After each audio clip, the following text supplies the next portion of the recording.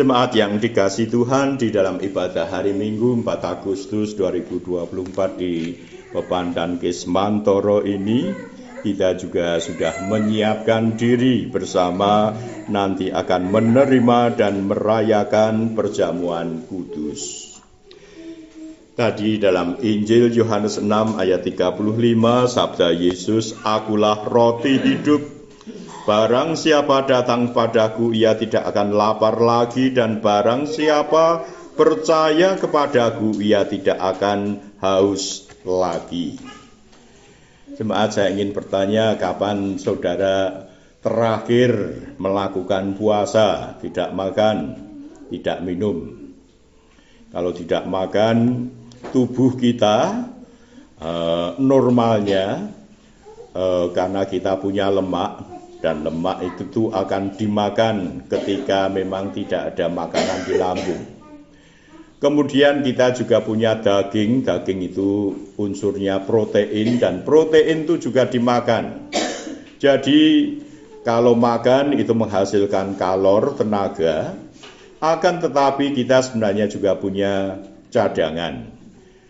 Hadiah Nobel tahun 2022 yang lalu adalah dari seorang dokter India, dan dia mengatakan bahwa berpuasa itu akan membuat tubuh itu akan memakan sel-sel yang ada di dalam tubuh. Dan untuk orang yang sakit kanker, tetapi bukan hanya kanker saja, banyak penyakit yang lain itu juga bisa disembuhkan. Karena berpuasa adalah cara untuk mendetoksinasi, membuang racun-racun yang ada di dalam tubuh. Nah, kita melihat bahwa orang butuh makan, butuh minum. Akan tetapi makan dan minum ternyata juga seringkali menimbulkan masalah kesehatan. Kalau dulu tahun 60-an di wilayah Wonogiri sebelah timur itu kekurangan makan. Akan tetapi abad ke-21 lebih banyak penyakit oleh karena over di dalam makan. Dan salah satu cirinya saya juga punya, yaitu obesitas, kegemukan. Kegemukan dalam banyak hal akan membawa gejala-gejala kalau diperiksa, mulai dari kolesterol, gula darah, dan itu yang paling mudah untuk diamati.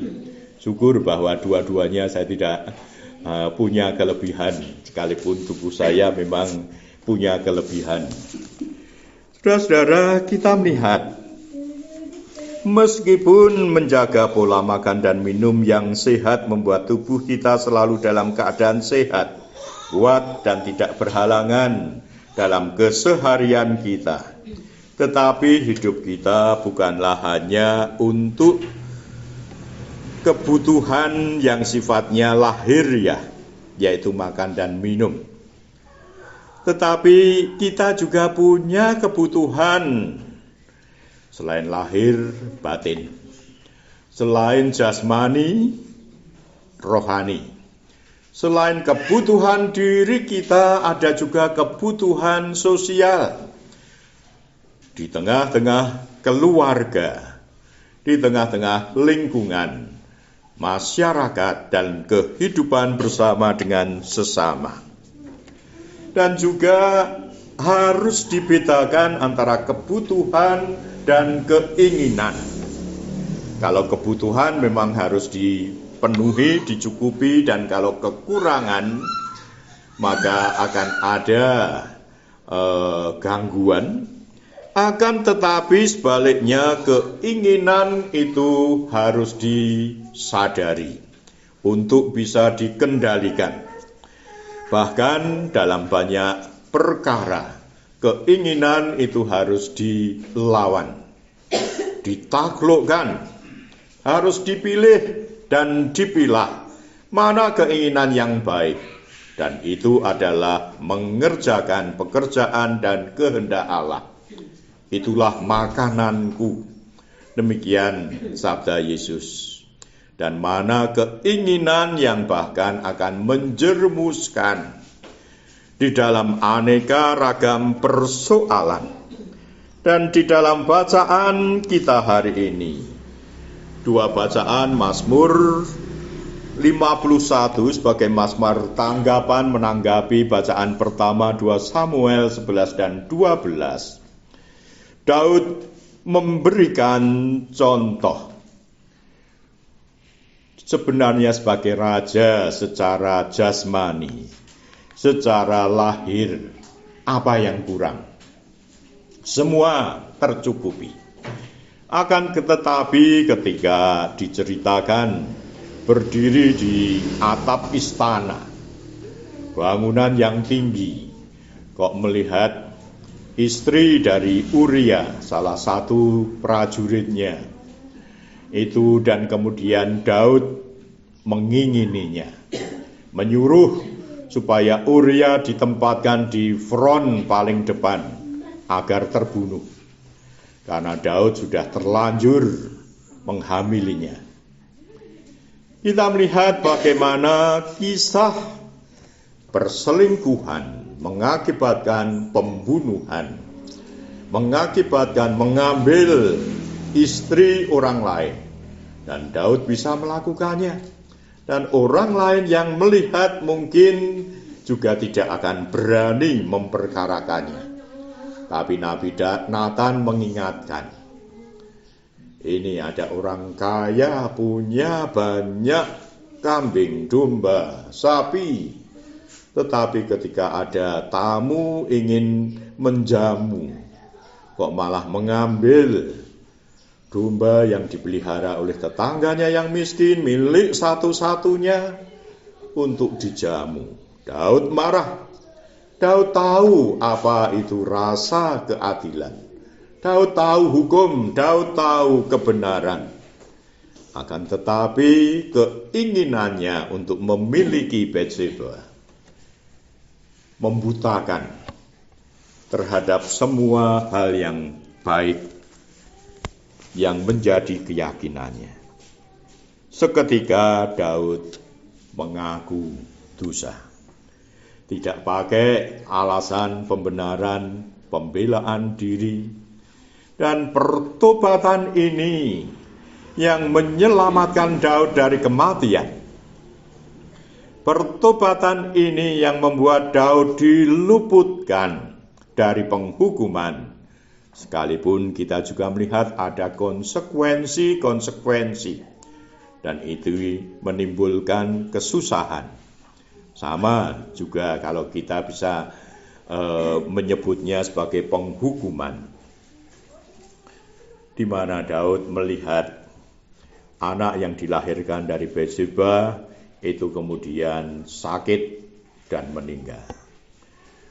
Selama sakit, Daud merendahkan diri dengan berpuasa, dengan berdoa, membuang baju lenan halus yang dikenakannya sebagai raja dan menggantikannya dengan kain kasar, menaruh abu di kepala, tidak mau tidur akan tapi merendahkan diri di tanah, mohon belas kasih Tuhan. Belum lagi nanti kita juga melihat bagaimana anak-anak Daud berebut satu sama lain, bahkan juga sampai ada yang terbunuh. Dan Daud juga tidak bisa membangun bait Allah. Itu semua terlewatkan dari Daud oleh karena apa yang menjadi kesalahan dan dosanya. Saudara-saudara, sebaliknya bacaan kita yang kedua, Efesus 4, ini memberikan petunjuk hidup baru. Ini loh keinginan yang baik, kehendak Allah yang memanggil kita untuk hidup kudus, di dalam kasih, dalam kesabaran, di dalam merendahkan diri, untuk saling memperhatikan, melayani, dan mewujudkan damai sejahtera di dalam kerajaan Allah yang datang. Yang ditawarkan oleh dunia ini adalah segala keinginan mata, daging, dan keangkuhan hidup yang dipamerkan kalau kita mencermati berita-berita selebritis di televisi atau di YouTube. Sekarang lebih banyak orang melihat di YouTube daripada televisi. Adalah keangkuhan oleh karena kekayaan, oleh karena kecantikan, dan itu berkat domestik, berkat dandanan atau mode yang sebenarnya itu hanya tempelan dan bukan yang sejati. Kita melihat bagaimana kita berhadapan dengan kesemua itu, dan orang yang punya kuasa, tidak perlu kuasa dalam artian kedudukan, dengan kekuasaan, dengan bisa memerintah, membuat hukum. Akan tetapi sering ketika kita sendiri mendapatkan, nah, kok aku punya rezeki lebih. Nah, sering kita beranggapan, nah kalau orang kaya punya istri 2, 3, 4, dan punya yang lain di luar itu, lah wong orang kaya. Akan tetapi bagaimana menerangkan ini untuk orang yang sebenarnya hidupnya ya pas-pasan, malah bisa dikatakan miskin, kok juga punya idaman lain. Dan idaman lain ini bukan hanya wanita idaman lain, Will, tapi juga Bill, pria idaman lain. Dan akibatnya ekonominya biasanya jauh lebih kacau. Rumah tangganya kemudian juga hancur. Kita melihat bagaimana mengakhiri semuanya itu. Daud sampai akhir hidupnya belajar untuk menjaga pertobatan. Dan itu harus dialami, disaksikan oleh segenap rakyat sebagai suatu hal yang terang terjadi di dalam kehidupannya. Orang tidak lagi membicarakannya dengan sembunyi-sembunyi. Oleh karena Daud sendiri juga sudah menyatakan pertobatannya ini melalui mazmur yang dikarang dan dinyanyikan setiap kali. Dan ini bahkan menjadi pembelajaran bagi orang yang lain, bahwa sekalipun dosamu merah seperti kirmisi akan jadi putih seperti salju. Sekalipun merah seperti kain kesumba akan jadi putih seperti bulu domba. Karena kasih karunia Allah yang mengampuni, menyucikan, dan memperbaharui itu lebih daripada pelanggaran dan dosa-dosa kita. Saudara-saudara, kita hidup dan setiap saat berhadapan bukan dengan kebutuhan, akan tetapi terlebih lagi adalah dengan keinginan-keinginan. Dan itu lebih mudah kita merasa bisa dipenuhi kalau kita punya materi, punya kekayaan. Akan tetapi sebenarnya kalau itu keinginan yang bisa dipenuhi dengan kekayaan, apakah hati yang hampa? Apakah jiwa yang resah dan gelisah? Oleh karena berhadapan dengan aneka rupa persoalan kehidupan ini bisa dipuaskan, bisa disegarkan, dan bisa mendapatkan damai. Apakah kurban yang diperkenan di hadapan Tuhan itu bukannya hati yang remuk dan jiwa yang hancur, dan minta, ya Tuhan, jadilah kehendak-Mu di dalam diriku. Hari ini bersama kita akan merayakan perjamuan kudus. Persekutuan di dalam Kristus adalah juga persekutuan dengan jalan salib, kesengsaraan, penganiayaan, penolakan, bahkan akhirnya mati disalibkan. Dan itu semua sudah dijalani oleh Tuhan Yesus sebagai jalan keselamatan kita. Jalan agar kita boleh mendapatkan hidup yang kekal. Kita masih hidup dalam kehidupan di dunia ini. Dan kita masih setiap kali akan berhadapan, baik dengan kebutuhan, tetapi terlebih lagi dengan aneka rupa keinginan. Hidup di dalam Kristus, hidup yang diperbaharui, ialah menempatkan keinginan, apa yang menjadi panggilan dan sabda Tuhan, apa yang menjadi kehendak Tuhan untuk kita iakan. Akan tetapi sebaliknya itu adalah menyangkal diri. Keinginan diri yang tidak sesuai dengan apa yang menjadi kehendak Tuhan. Itu bukan menikmati fasilitas yang saat ini memang merupakan hak kita. Akan tetapi bersedia untuk memanggul salib. Dan mari bersama kita akan menerima perjamuan kudus.